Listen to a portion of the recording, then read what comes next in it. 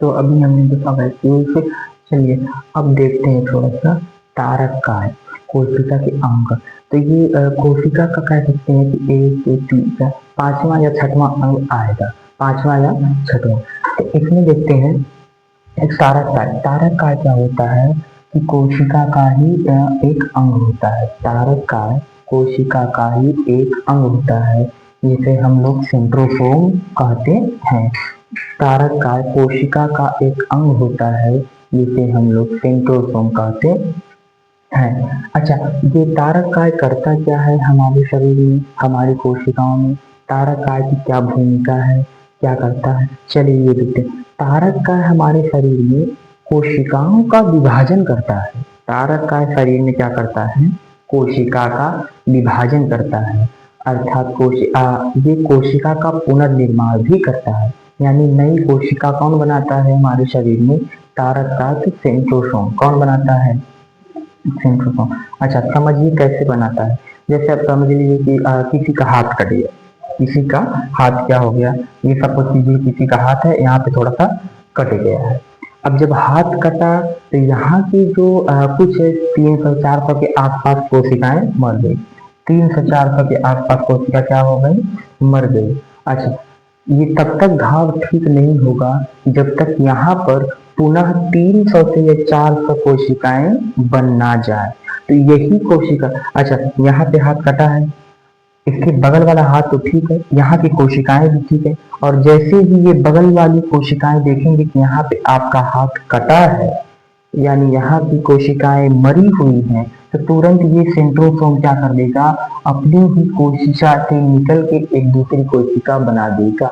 अपनी ही कोशिका से एक दूसरी कोशिका बना देगा और धीरे धीरे, अच्छा, अपनी कोशिका से क्या कर देगा? दूसरी कोशिका बना देगा, जिससे धीरे धीरे आपका क्या होगा? घाव ठीक होने लगेगा। जैसे ही कोशिका का विभाजन होता जाएगा, आपका घाव ठीक होता जाएगा। जैसे ही कोशिका का विभाजन होगा, आपका घाव ठीक हो जाएगा। तो पूछेगा शरीर में कोशिका का विभाजन कौन करता है? तो तारक काय अर्थात सेंट्रोसोम। कोशिका का विभाजन सेंट्रोसोम, कोशिका का विभाजन सेंट्रोसोम।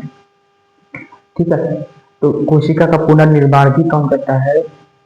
सेंट्रोसोम। अच्छा, इसकी खोज जो है बोबरी ने किया था।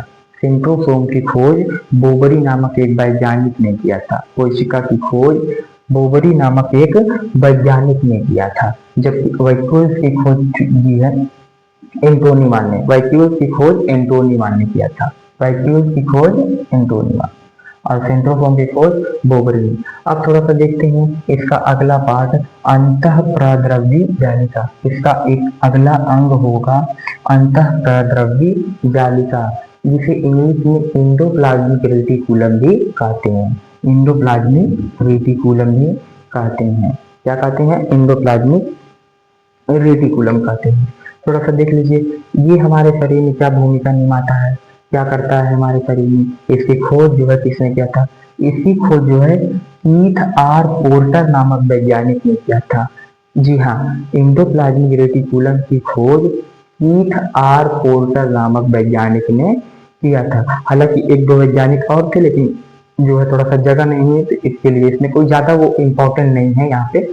तो यहाँ पे बता दिया गया है कि इसकी खोज जो है कीथ आर पोर्टर ने किया था। किसने किया था? Keith R Porter. अब ये जो एंडोप्लाज्मिक रेटिकुलम होती हैं, ये दो टाइप से होती हैं। समझिए कैसे। यही है आपका इंडोप्लाज्मिक रेटिकुलम, मतलब एग्जैक्ट तो यही नहीं है, लगभग इसी की तरह के होती हैं। ये आपका क्या हो गया? Endoplasmic reticulum. हमने शॉर्ट फॉर्म में जो है ई आर लिख दिया है, शॉर्ट फॉर्म में ई आर लिख दिया है। इसमें जो है दो तरह के स्ट्रक्चर देखने को मिलेंगे। कैसे? इसका एक भाग हम देखेंगे तो स्मूथ, स्मूथ माने चिकन, चिकन माने गोल, ठीक है। एक भाग कैसा रहेगा? स्मूथ रहेगा। और वहीं दूसरे भाग की बात करेंगे तो एकदम खुरदुरा माने खौरावा समझ लीजिए। क्या हो जाएगा? खौरावा। खौरावा है तो रफ कहेंगे उसको, खौरावा के क्या कहेंगे? रफ कहेंगे। वहीं अगर स्मूथ है तो चिकन कहेंगे, स्मूथ को चिकन कहेंगे। तो इसका जो भाग होगा ई आर का, वो दो भाग में बटा होगा। जो राइबोसोम क्या होता है? दो भाग में। पहले भाग को हम जो है रफ स्मूथ इंडोप्लाज्मिक रेटिकुलम कहेंगे। पहले भाग को क्या कहेंगे? Smooth endoplasmic reticulum. वहीं दूसरे भाग की बात करें तो रफ एंडोप्लाज्मिक रेटिकुलम। अच्छा, दूसरे भाग को रफ क्यों कहते हैं? क्योंकि वो खुरदुरा है। वह क्या है? खुरदुरा। खुरदुरा क्यों है? क्योंकि इसमें जो है छोटे छोटे राइबोसोम पाए जाते हैं। छोटे छोटे क्या पाए जाएंगे? राइबोसोम। ठीक है। एंडोप्लाज्मिक रेटिकुलम में क्या पाया जाता है? छोटे छोटे राइबोसोम। जिस भाग में राइबोसोम पाया जाता है उस भाग को हम लोग रफ एंडोप्लाज्मिक रेटिकुलम कहते हैं, और जिस भाग में राइबोसोम से नहीं पाए जाती हैं उस भाग को हम स्मूथ एंडोप्लाज्मिक रेटिकुलम कहते हैं। और देखिए, अच्छा, स्मूथ एंडोप्लाज्मिक रेटिकुलम क्या करता है, या जो है रफ एंडोप्लाज्मिक रेटिकुलम क्या करता है, इसको थोड़ा सा देख लेते हैं। तो जो हमारा स्मूथ एंडोप्लाज्मिक रेटिकुलम होता है ये हमारे शरीर में वसा का निर्माण करता है। हमारे शरीर में किसका निर्माण? वसा। वसा मतलब समझ रहे हैं? चर्बी। वसा मतलब चर्बी। आप देखे होंगे मोटे मोटे लोग हैं तो उनमें वसा बहुत ज्यादा होती है। वसा क्या होती है? बहुत ज्यादा होती है। तो वसा का निर्माण कौन कर रहा है हमारे शरीर में? तो वसा का निर्माण करता है स्मूथ ईआर, यानी चिकना अंतः प्रद्रव्य जालिका। चिकनी अंतः प्रद्रव्य जालिका कह सकते हैं। क्या कह सकते हैं? चिकनी अंतः प्रद्रव्य जालिका, यानी smooth endoplasmic reticulum. Smooth endoplasmic reticulum ये क्या करता है? वसा का निर्माण।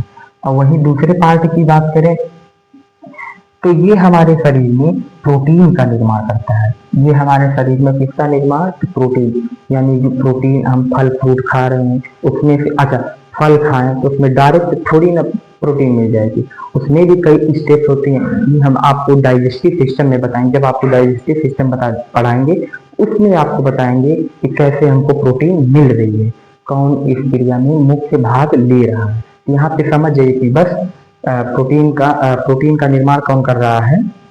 तो rough endoplasmic reticulum. Rough endoplasmic reticulum ये क्या कर रहा है? हमारे शरीर में प्रोटीन का निर्माण कर रहा है। ये क्या कर रहा है? हमारे शरीर में प्रोटीन का निर्माण। अब इसके बाद इसका अगला पार्ट एक आएगा राइबोसोम। इसके बाद अगला पार्ट आएगा राइबोसोम। तो थोड़ा सा आप इसका स्क्रीनशॉट ले लें, और हो सकता है कि वीडियो ज़्यादा लंबा हो जाए, इसके लिए हम अगले पार्ट में भी बता सकते हैं। आप इसका स्क्रीनशॉट ले सकते हैं। धन्यवाद।